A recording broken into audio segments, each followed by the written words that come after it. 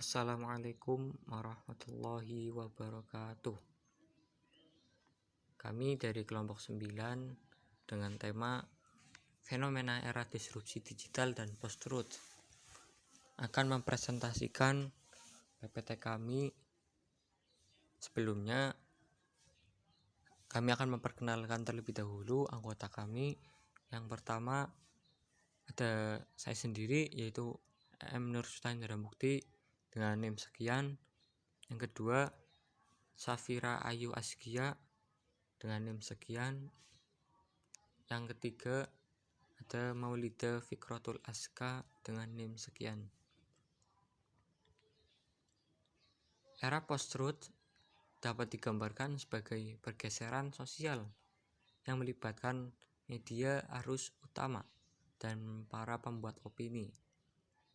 Istilah post-truth didefinisikan sebagai suatu kondisi di mana fakta tidak terlalu berpengaruh dalam membentuk opini publik dibanding emosi dan keyakinan personal. Di lain sisi, post-truth turut memunculkan perdebatan klasik tentang nilai kebenaran itu sendiri. Selanjutnya tentang pengertian diskursus dan disrupsi. Diskursus sendiri itu berasal dari bahasa Latin discursus, yang secara bahasa tersebut berarti berlari bolak-balik, yaitu suatu bentuk komunikasi baik secara lisan maupun tulisan. Dan menurut Michel Foucault, diskursus adalah sebuah sistem berpikir, ide-ide, pemikiran, dan gambaran yang kemudian membangun suatu kultur atau budaya.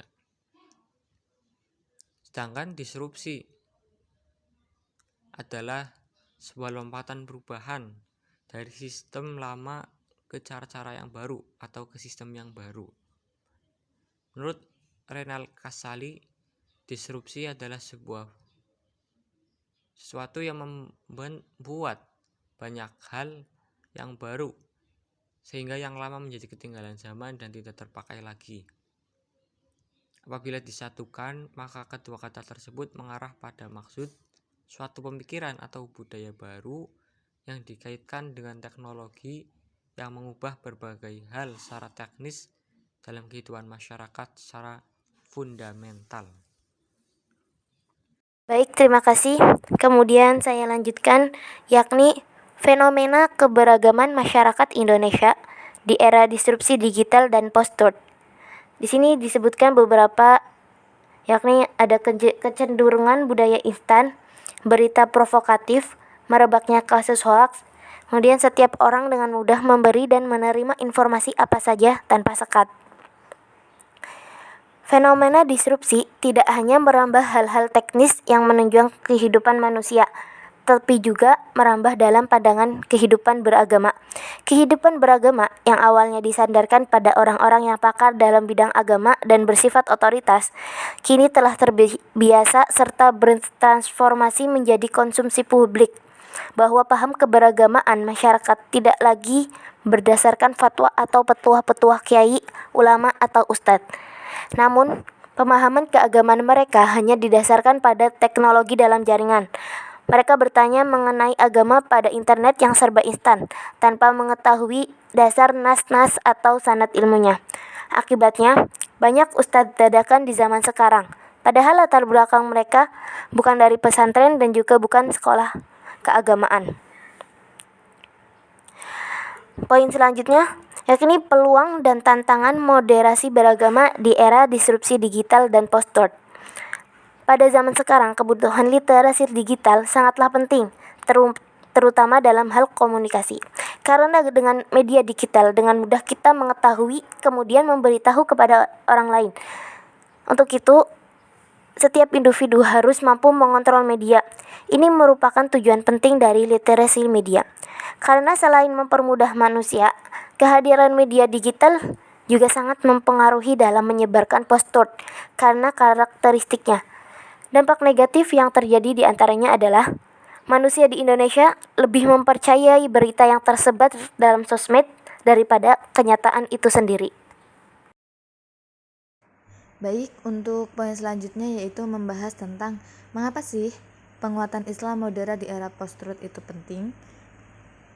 Sesuai yang dijelaskan dalam Al-Quran surat Al-Anbiya ayat 107, bahwasanya Islam adalah agama yang rahmatan lil alamin.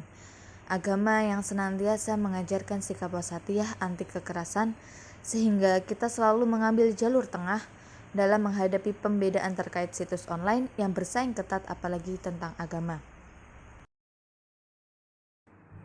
Jadi, kesimpulan yang dapat kita ambil dari materi hari ini yaitu di era literasi digital yang sudah sangat canggih, hanya dengan mengandalkan ujung jari saja, segala hal dapat dilakukan dengan mudah oleh manusia dalam menjalankan kesehariannya. Tapi tidak berhenti di situ, karena literasi digital yang sangat mudah diakses oleh siapapun menjadikan kita harus lebih waspada, melakukan saring sebelum sharing dalam menanggapi kabar berita atau informasi yang beredar. Mengingat kita adalah institusi negara yang berbasis agama, maka tugas kita tidak hanya mempertahankan negara, namun kita harus menjadikan manusia yang kuat beragama dan bernegara.